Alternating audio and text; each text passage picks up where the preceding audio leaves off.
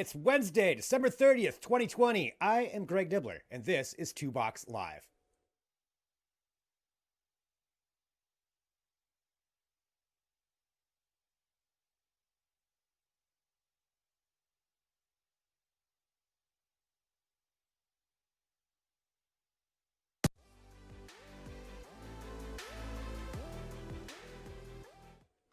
Hello, everyone. Thank you for joining us wherever you are. We appreciate it. Of course, follow us online on whatever platform you enjoy the most at Two Box Media, TWO Box Media, YouTube, Facebook, whatever it is, Twitter. We're on there. Follow us right there for every time that we go live. And we've got lots of content that goes up all the time. So I appreciate everybody being here. But let's do it like we normally do, which is starting off with some tech news. So here's what we have right out of the gate. And this is something that I found quite interesting, and it's something to think about as we go through this next year.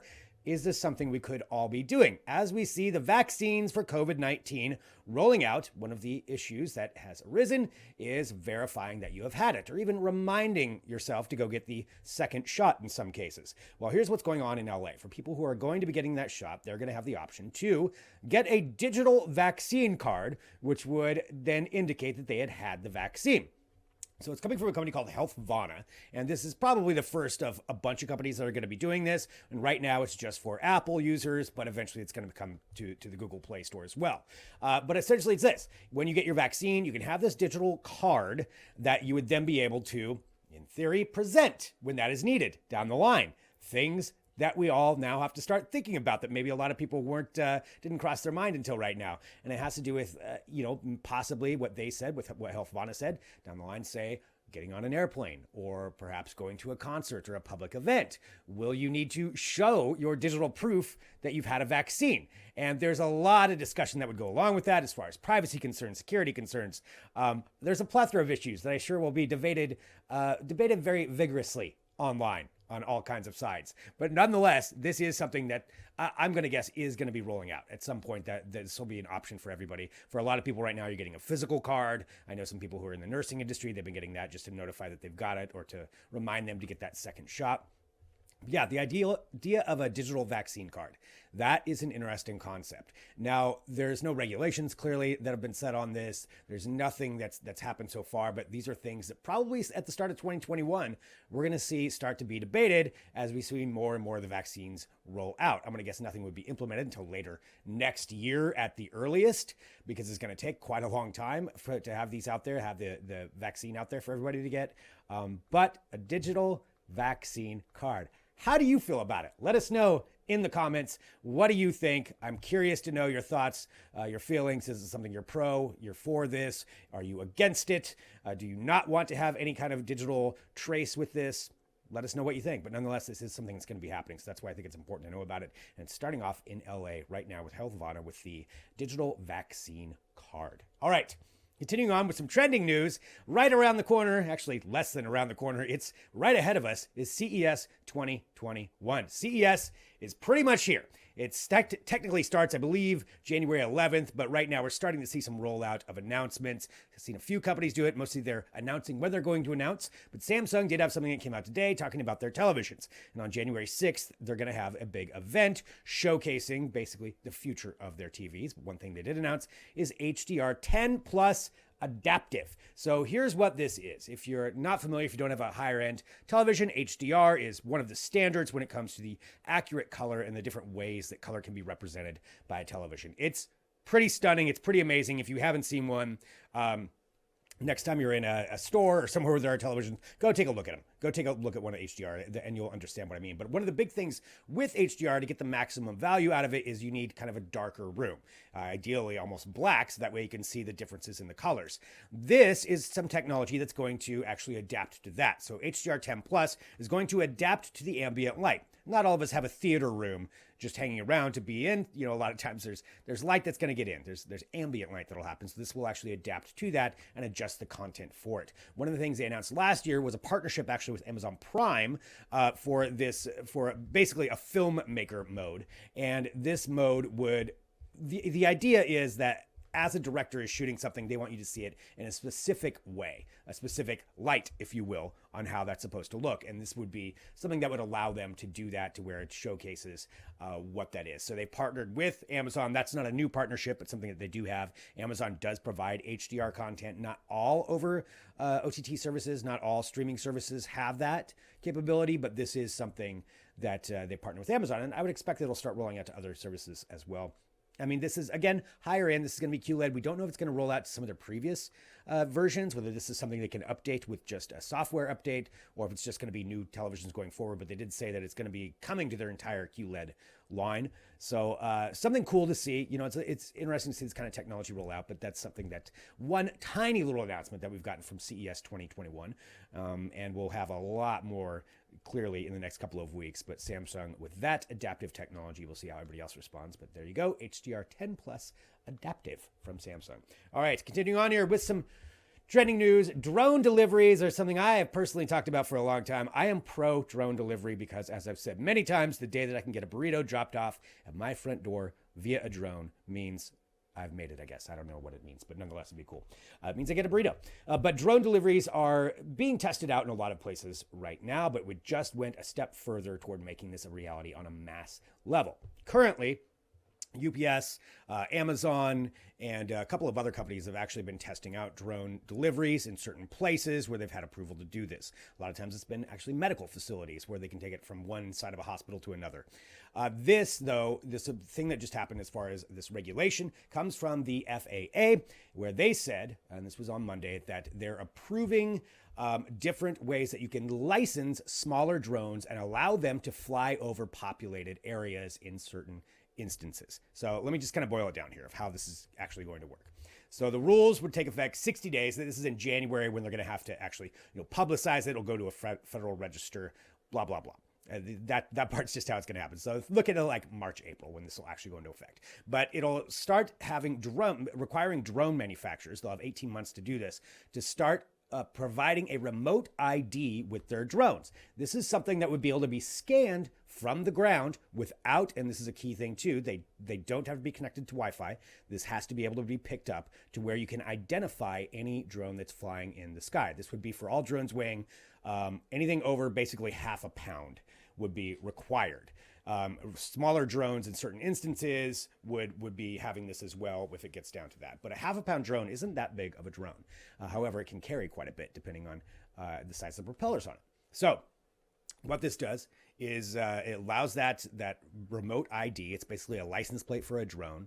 And then with that digital license plate, they're going to allow these drones to do more complex operations. And that means, like I said, flying over facilities. There's a lot of restrictions on drones right now of where you can go into. This would maybe even integrate drones into airspace. If you're anywhere near an airport, that's not something that you can actually do. Flying drones near there, unless you have a specific approval, isn't something you can do. But this would maybe open that up for commercial use to where you could have even that on at an airport or any kind of national airspace. So you've got quite a bit that's going on with that. And this may not seem like a big thing right now, but this is a big step. This means drone deliveries are on the horizon.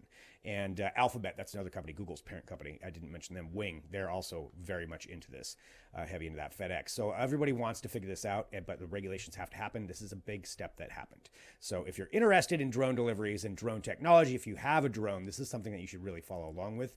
Regardless, drone deliveries will be happening in maybe a year and a half or so before we start seeing it on a bigger level, but it's coming. So get ready for drones maybe bringing you a burrito to your front door. All right, final thing here for our trending news, and then we're going to be joined by Ken Yeung from Flipboard, the tech editor for Flipboard. He's going to be joining us here in just a little bit to talk about some other issues, some other tech things that are going on. Let me start off with this. This video is shocking. It is a sign, I think, of perhaps, I don't want to fearmonger, but I'm just saying 2021, it may not be going the way that we think it is, although maybe this is just what we deserve. The robots are now dancing in celebration of probably what I'm assuming is the impending human apocalypse. But nonetheless, this is a video from Boston Dynamics that they put out for the holidays, showcasing their whole plethora, their whole range of nightmare machines, all dancing to Do You Love Me? And this video is in real time what they posted. That's how insane this is. This looks CGI. it does not look like something that should be actually really happening.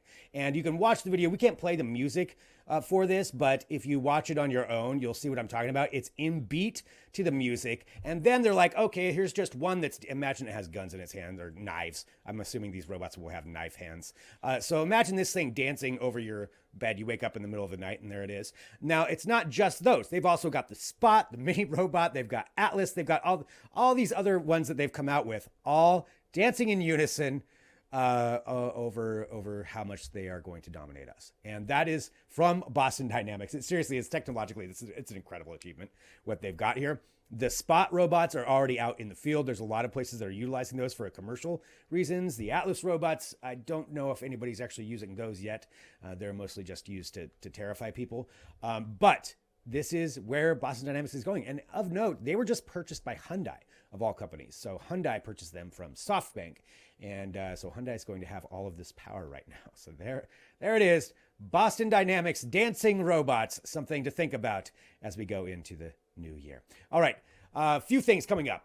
I've got something here in just a little bit to talk about what you can be streaming in January. We've got some new things that are coming out for that. But before that, we've got Ken Yeung from Flipboard. He's going to join. We're going to talk about a few different trending tech topics. We're going to get his opinions, what he thinks on it. That's coming up next. Stick around. Back here in a minute with more 2Box Live.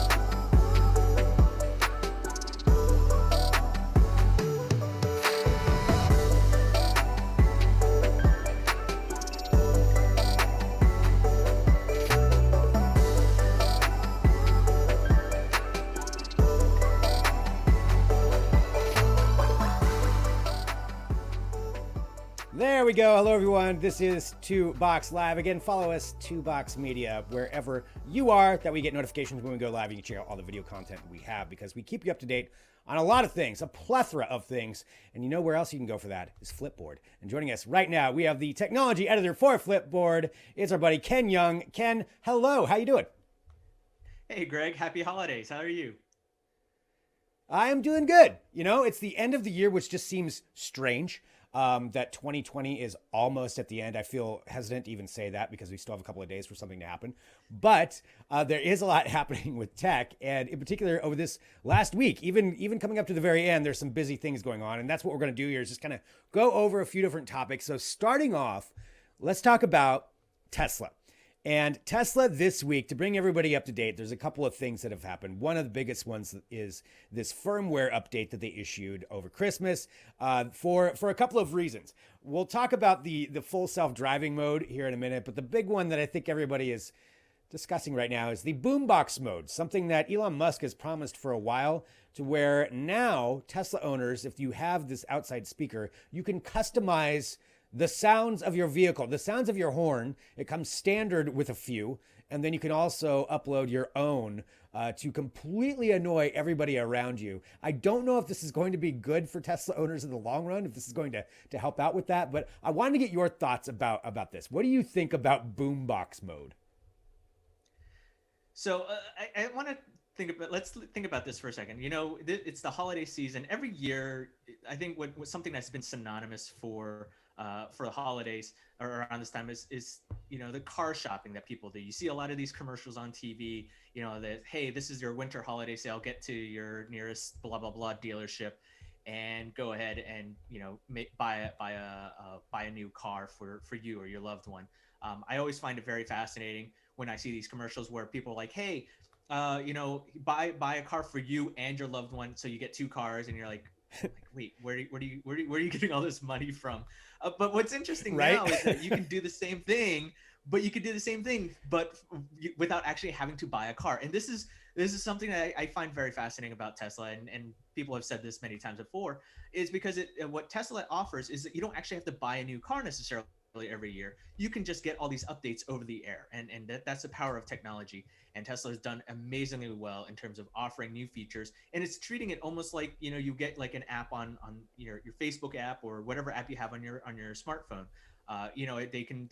Tesla can experiment with different features and whatnot, and they can have fun with these type of features as well, based off of what customers want. And Elon's been no stranger. It hasn't been afraid of saying, oh, sure, why not? Let's test this out and see how it goes, just for the heck of it. And Boombox just seems to be one of those things that, Tesla owners may want to have some fun with. I mean, this is not supposed to be some stodgy vehicle. This should be a vehicle that you should be having fun with, in a manner of speaking. So, I mean, who knows what, I mean, I don't think whether or not Boombox will wind up being a long-lasting feature, but I mean, there's all these other, you know, you can have different sounding horns, you can have different sounding, you maybe be able to change the lights or whatever, make your vehicle more festive. I think the point is that in the time when we are largely quarantined and supposed to be staying at home or social distancing, having this type of fun vehicle, to some people might be fun, some people might be more annoying. I'm not taking any particular stance on that. But as you're driving by people, maybe Right. you want to wish them a happy holidays, Merry Christmas.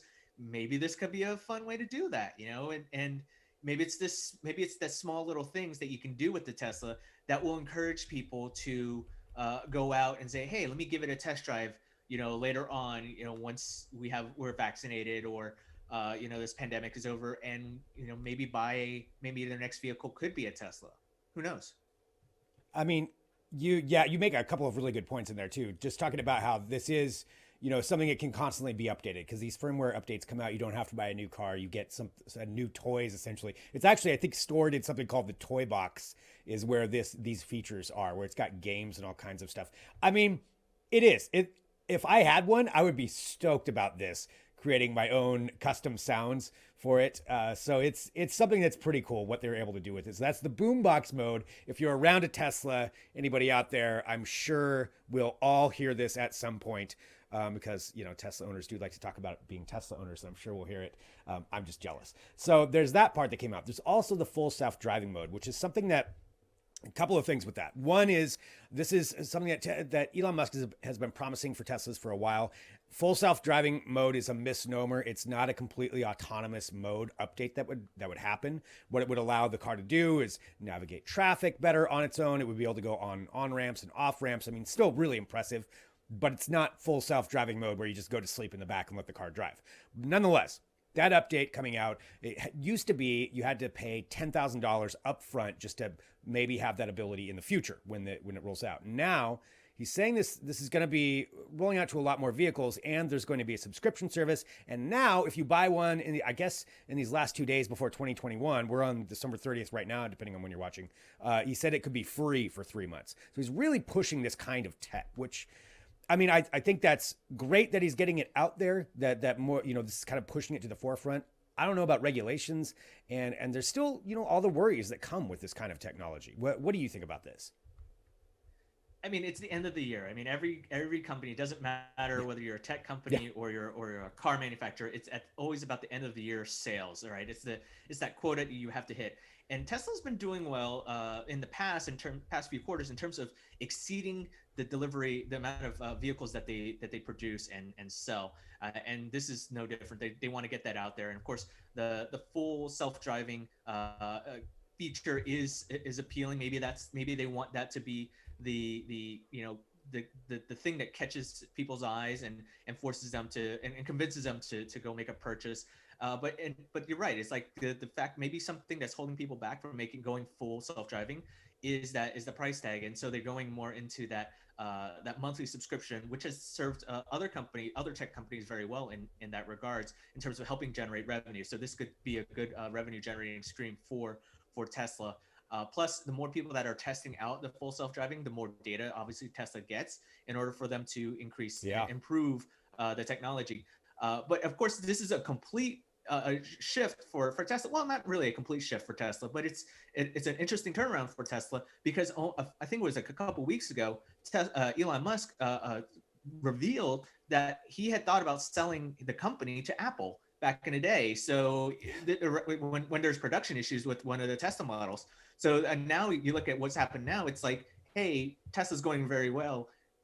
Would Elon Musk consider selling the company to Apple? I mean, of course, Apple didn't pay any attention to Elon's bid, but who knows, right? I mean, it's a whole new world for Tesla to in terms of them. But it'll be interesting to see as as Tesla reveals its next quarter earnings. I believe maybe in January or February, how they actually do in the fourth quarter, and could this 3-month test trial of full self-driving convince them to do that? I mean, maybe it's to get more people to buy cars, or it could be get more people to actually onboard and try it out. Maybe there's a problem with the latter versus the former. Yeah. Who knows?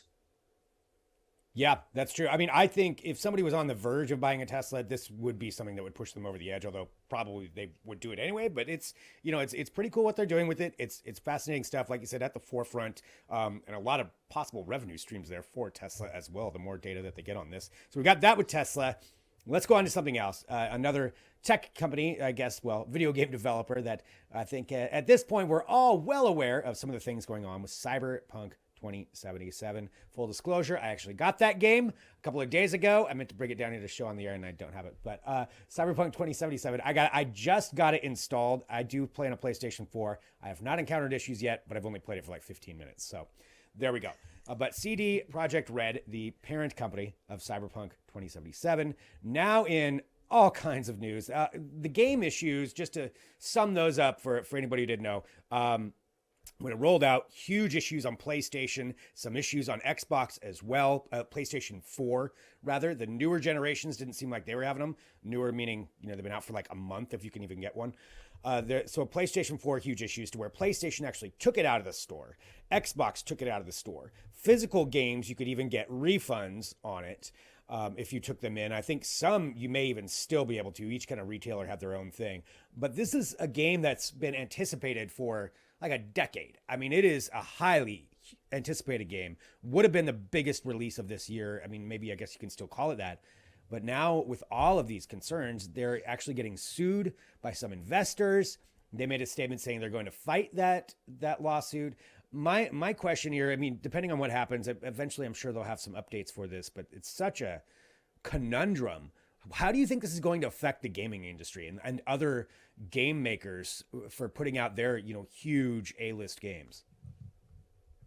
I don't think this is going to have that big of an issue on just the game industry. I mean, this is certainly one of the biggest flops that you could possibly have. I mean, not necessarily a flop, but it's a big stumbling block for CD Projekt Red. And this is a game that had been heavily hyped, and it had been delayed 3 times. And once it was actually released, there was high expectation. It has Keanu Reeves starring in this, or playing one of the characters in this. Yeah. And when you bring Keanu Reeves out on stage at a press conference, to really hype up the game, I mean, there's got to be something said about that, about the anticipation for this.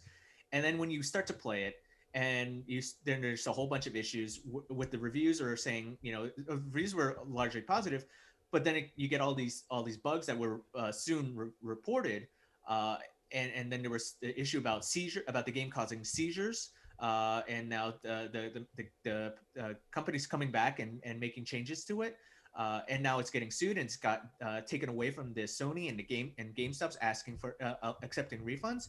I mean, this is not a good look for CD Projekt Red.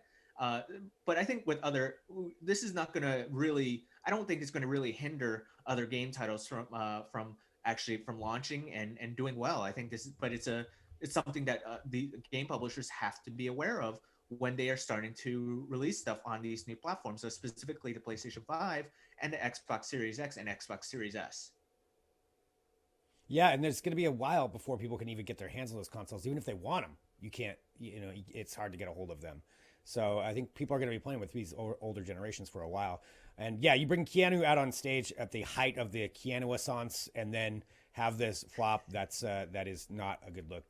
Copyright Raimoni on Keanu-essence. All right, final thing to bring up, and I honestly have questions for you. I want you to explain this to me, because it's something called Clubhouse. It's a social media app. It's exclusive not only to Apple users, but also it's invite only, and which is why we have our celebrity tech editor, Ken Yeung, here, who is a member of Clubhouse, to talk about this. Ken, explain Clubhouse to us.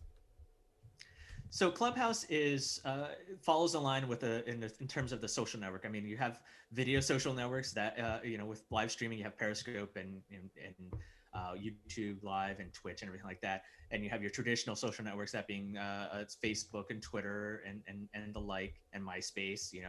I'm still OG MySpace. I'm still betting for it on its return. I'll be able to use it on my BlackBerry. But now we're going into the audio only social network, that being with Clubhouse. Now Clubhouse launched. It's as you mentioned, it's invite only, and the point is that it's very much like a group. It's like a phone based conference call, right? I mean, it's accessible only on iOS right now. It's a very small team. I believe they have about 7 people on staff. It was co-founded by Paul Davison, who was the founder of Highlight, which is a location-based social media app back probably a few years ago. And so the point of this is, it's very much, think of it like a clubhouse, literally a clubhouse, where you can create your own room and you can have conversations with them. This has really sparked a lot of intrigue amongst those in Silicon Valley, and I use the Royal Silicon Valley, not specifically just the location. And it's growing by a lot of people. They haven't released any specific numbers yet, but this again is invite only. And the point, and you start to see people such as celebrities. You have, I was in a room with Gail King, Felicia Horowitz, the partner of Ben Horowitz, one of the general partner managing partners of Andreessen Horowitz, and a bunch of other. Terry Crews was in there as well. And the point is that they're flocking in there, and they're just having these conversations, right? This is audio based. There's no video. There's no real texting, and it's still in its infancy. But it's not to say that this audio-based social network is problem free. I mean, there has been documented issues of harassment, of hate speech going on in these type of things, very similar to what you would encounter with other social networks. And there is pressure on the founders and the team to actually come up with ways to mitigate such issues from happening. I've actually been spending a little bit more time on Clubhouse using my iPad hack. I'm an Android smartphone user, but I have an iPad, and I've downloaded the app, and someone graciously gave me a invite code to try out Clubhouse.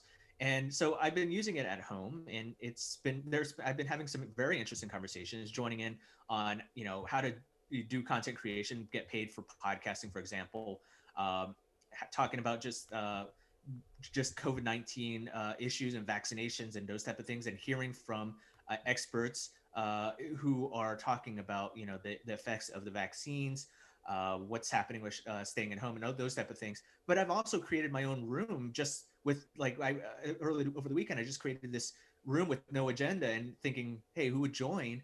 And I was on there talking with people, for a whole range of people, for like 3 hours about just anything tech related, science related, what's on TV, and just catching up. And it's a pretty good experience overall. I mean, I enjoyed it. I mean, certainly there's a lot more things that they would have to do to improve, and I'm sure that Paul and his team are setting out to do that. That's really interesting. Yeah, I hope they bring it to Android. I would definitely want to try something like that out, just to see what it's like. So it almost sounds kind of like it's a live podcast that you're a part of. Yeah, I don't know. That may be the wrong description, or just a Zoom call. It's just audio. But yeah, definitely interesting to follow along with what they're doing with that. So that's Clubhouse. And again, invite only if you want to join that, or if you want to find out more about it. But it's always fascinating to see what new things are coming out. Ken, I want to say thank you, number one, for being here. And I want to remind everybody to go to Flipboard as well. Anything you want to tell people about, or where they can follow you, what is the best way to follow along with everything that Ken does? Well, you can follow me on Flipboard at the Ken Yeung. You can follow me on Twitter at the Ken Yeung as well. Nice little reminder that Flipboard, very similar to what we've been talking about here. We do a annual year in review as well. So more beyond tech. I focus on technology and science. But for more information, just go onto Flipboard, look for year in review, and catch up on everything that happened this year. I know it's been a lot. We summarize everything for you. It is. It's a great way to kind of sum it up, because there's so many things that happen that you just forgot about. I mean, I forget what happened a month ago with this year. Ken, thank you so much. Always good to see you. That was Ken Yeung from Flipboard joining us here for that segment here on 2Box Live. And I want to thank everybody for joining us. We got one more thing for you, and it is this. With the new year coming up, there's a new month, a lot to stream. So we kind of put together just a little bit of a rundown of some of the best things to stream in January, and maybe a couple right now as well. So here it is. Let us know what you think in the comments. Here's what to stream in January. The new year is finally upon us. And as we bury 2020 in the ground from whence it came, it's important to remember there are a few silver linings from the last year we can take going forward. And that's this. There are a lot of streaming services with a lot of things to watch. We narrowed down 10 of our favorite seasons, series, and movies for you to stream in January of 2021. First up, Cobra Kai.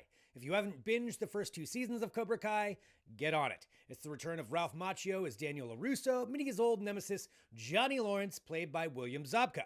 This could have easily been a disaster when it originally premiered on the now-defunct YouTube Red, but it gained enough popularity to get 2 seasons on the service, with Netflix picking it up in June of 2020, where it proceeded to blow up.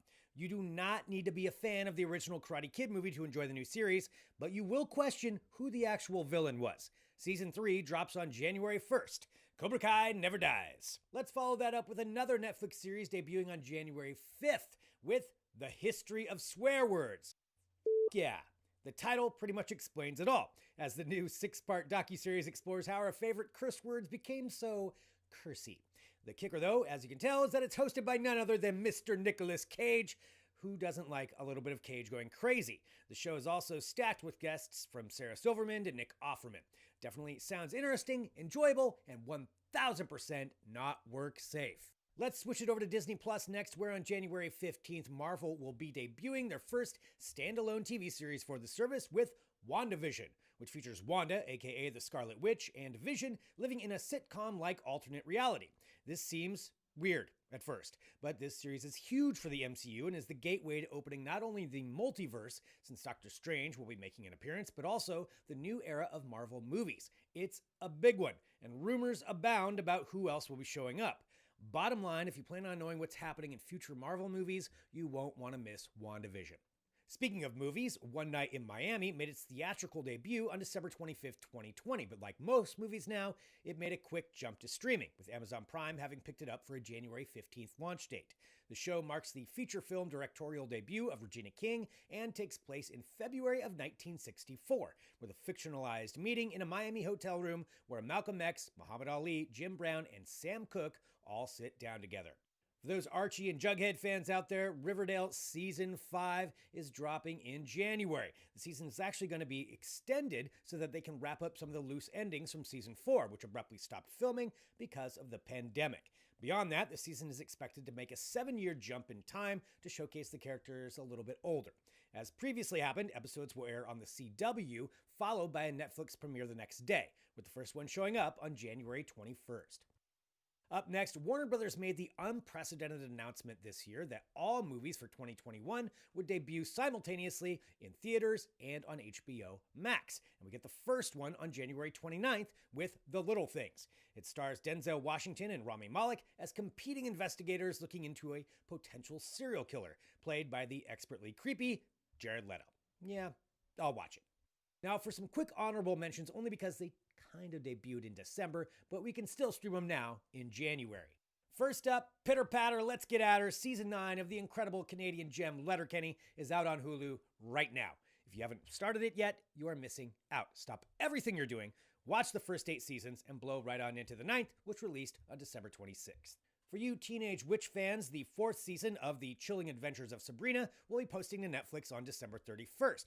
Of note, this is said to be the last season, but given its popularity, I find it really hard to believe there won't be a 5th season or maybe even a spin-off. Next up, The Expanse. It originally debuted on the Sci-Fi Channel, airing 3 seasons before it was canceled and subsequently picked up by Amazon, allegedly because George R.R. Martin petitioned Jeff Bezos to save it, at least in part.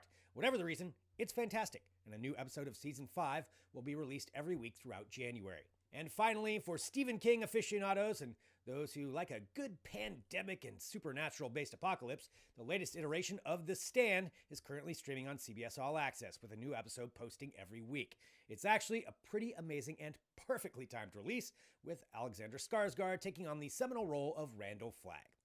And that's what we have for January. It's a lot to watch, but we know there's more out there. So what are you watching? What should we be watching? What should everybody be watching? Let us know in the comments, hit subscribe, like the video, share it with your friends, and that way you know when we have new videos and live shows going up. I'm Greg Nibbler, and thanks for streaming this. Yes, indeed, and we're still streaming. Hello. All right, well, I want to thank everybody, seriously, for watching this. And this is 2Box Live. This is what we have for our show today. And normally we'll be live every Monday and Friday. This week, with the new year, we're live on Wednesday. But if you hit subscribe to TWO Box Media, wherever you find us, whenever you're watching this, then you'll get the notifications when we go up, and we'll have some other cool videos that are going to be going up, some interviews, all kinds of things that are on the docket for this. This is our last show of 2020. What a year it's been, but there is a lot on the horizon for 2021, a lot of reasons to be excited, both for this show, and thank you for being a part of that, but also just in general, a lot of cool stuff coming up. And in particular, CES is really starting next week. So we'll have tons of things going on with that, a lot of announcements to kind of digest and talk about and share that news with you. Thank you, everybody, for being here, being a part of this. We appreciate it. I'm Greg Nibbler on behalf of Mikey Solis, Jess Serba. This is 2Box Media, and we'll talk to you. I have to do it. We'll talk to you next year. It's, you have to do that sometimes.